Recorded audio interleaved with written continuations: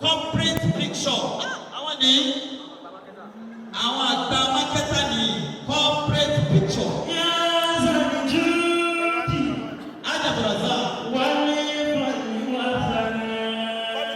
Tí wọ́n bá àbá wa tó lọ. Sheikh.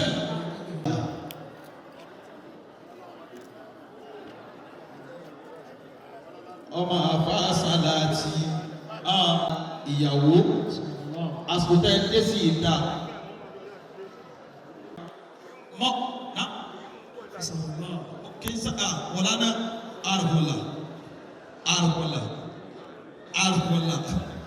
Now but save the battery and money of 50 one.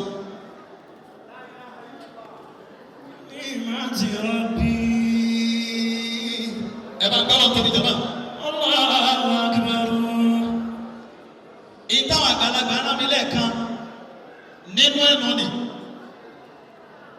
Nínú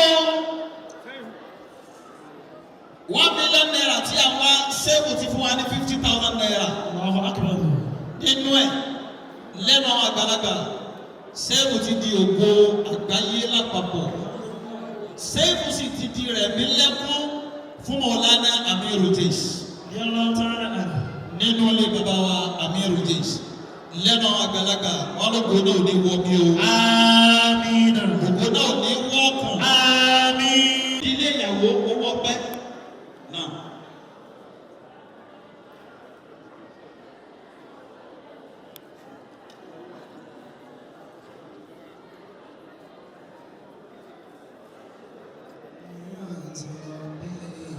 Láti ọjọ́ sí ju 1 million naira tá a bẹ̀rẹ̀ mi lọ. Àmọ́ ká ṣàgbọ́n 1 million naira yìí náà. Wọ́n ń lábọ̀dọ̀ àwọn 100,000 naira.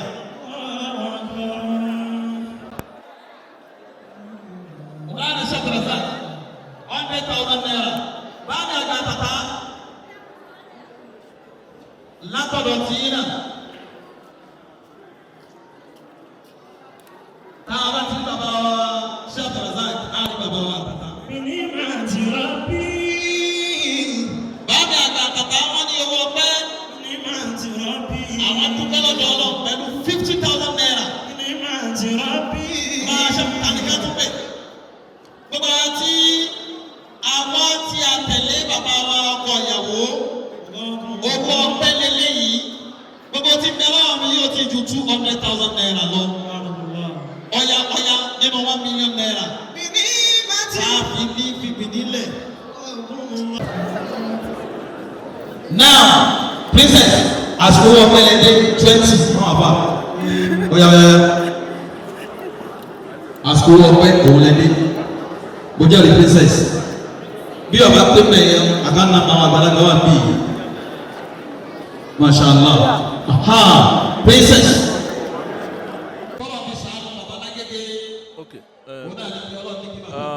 Yusuf Abror Lalikan. And my wife is ISIAKA Idera Oluwa.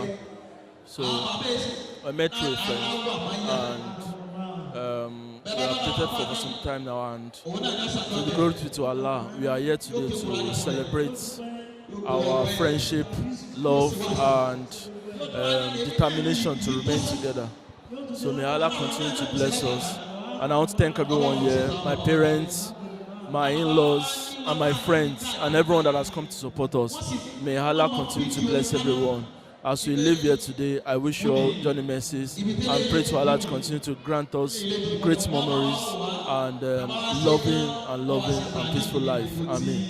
My name is ISIAKA Adbulrazaq. I am the bride of the day. Alhamdulillah, Rabbil Alameen, and I'm getting married to my beloved husband, Yusuf Abror Alhamdulillah. I give thanks to Allah. I give thanks to Allah, and nobody but Allah Akbar. And I give thanks to everyone that's present here today. I don't know how to appreciate everyone, but I really appreciate everybody, and I appreciate my parents and every other person. Thank you so much, Ya Allah. Thank you very much.